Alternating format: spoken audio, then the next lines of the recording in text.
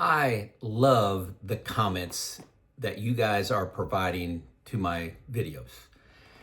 Most of them greatly add to the conversation, add more experiences, and actually fill in a lot of details. Can occasionally find a mistake. I love it. If you're not reading the comments, you're missing out. I got a comment Tuesday? It says Tuesday.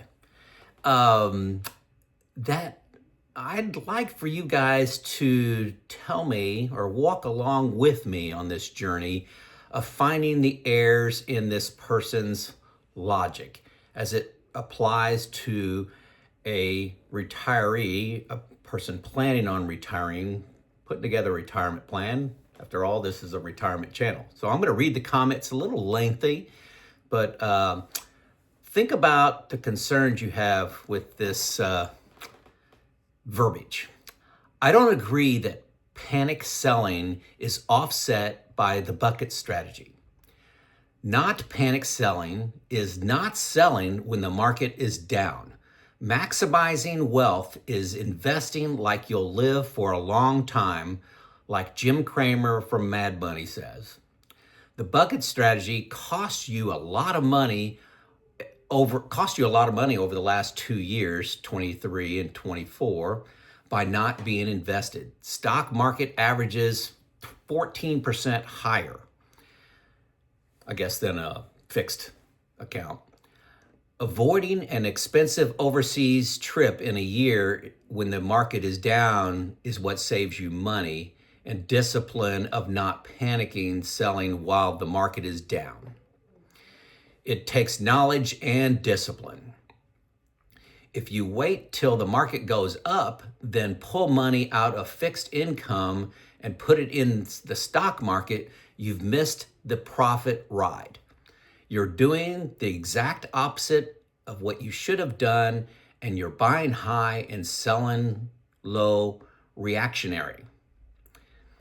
This is what amateur investors do that are smart and know better, but do the exact opposite because of lack of discipline and buying after the market is high. Wow, okay. I love this, okay? Now, I may be wrong, and please get in the comments and tell me how I'm thinking about this wrong. I don't think I am. There's a huge lesson in here, a couple lessons every retiree must learn, and it's contrary to everything you've done in the last 30 years. That's what makes it hard. So here's my errors in logic for you to contemplate. Number one, maximizing wealth. This is a massive change that needs to take place when you're getting close to retirement, and especially when you're in retirement. You've won the game, stop playing, as Josh Scanlon of another channel says. Yes, I've missed out by having buckets of money and having some fixed money in bucket one, my short-term money. I've missed out on the ride of 23, 24. Great, agree. But bucket one money is designed for the Great Recession of 2000 to 2010, or in 2022, for example. When the bear markets come and you go down by 35%, you don't have to sell, you use your dry powder from bucket one. Bear markets are a feature of the stock market, not an anomaly. We've been on an enormous bear run since like 2010. You look at 2010 to 2024, 25 now. Hey man, just put it all in S&P 500, you'll be fine. We have a couple blips along the way. No big deal. Well, look at a 50-year history of the stock market. That's not reality. We are living in an anomaly. 100% of equity people feel emboldened during bull markets. Hey, I can't do anything wrong. Do it my way. All goes quiet when the bears come home. We really haven't had a substantial one. Imagine a bear market and the recovery lasting 10 years. I'll talk about that in a second. Mistake number two, It takes knowledge and discipline to not panic sell. Do you believe that? Is there anything missing? What about a plan? Knowledge and discipline, knowledge of how the stock market goes, and discipline to do what? A plan. You need a plan. Buckets are a plan. You know, hope is not a plan. Hope the markets recover fast. Hopefully the bear market goes down, and hey, it goes down for 6 months, and I shift some of my fixed into equities, and then the equities recover by the end of the year, and I'm up 30%. That's can happen. Is that the risk you want to take in retirement? No. Bear markets and the recovery can last 6, 8, 9 years. Let's look at some data. I put this out in a previous video. The last 15 bear markets, 15 since 1950. That's an awful lot since 1950. What are you at, 50? You're at 74 years, and you had 15 bear markets. The average peak, so it was at highs, to trough is 338 days. So let's just say a year. Let's just round that to a year. And then new highs were average was another 603 days. So another 2.6 years. So, no, a total of 2.6 years, sorry. Total of 2.6 years. So peak to trough, back to new highs, they average 2.6 years. Doesn't sound all bad. Not all bad. You can have maybe enough money in bucket one to cover 2.5 years. You're fine. Uh-oh. Well, what was averages? You don't retire on averages. You live in reality. And what's the reality going to be for you during your short retirement years, especially early on, sequence of return risk? Low returns at the beginning of your retirement are more devastating than at the end of your retirement. Let's look at some data. So the worst.com was 929 days to the bottom, 1,694 days back to new highs, 7.2 years. Okay, so if you're in 100%, you decide to retire, you got 100% in the S&P 500 because it's been great. And then the stock market goes down 30, 40, 48% for 7.2 years. How are you feeling? 11 out of the 15 bear markets were 3 years or less. That's good news. But 4 out of 15 were greater than 3 years. How you gonna play? The knowledge needed is to know that bear markets are a feature of the stock market, and they can go 6, 7, 8, 9 years. Can go longer than that. But in the last 15 years, the longest was 7.2.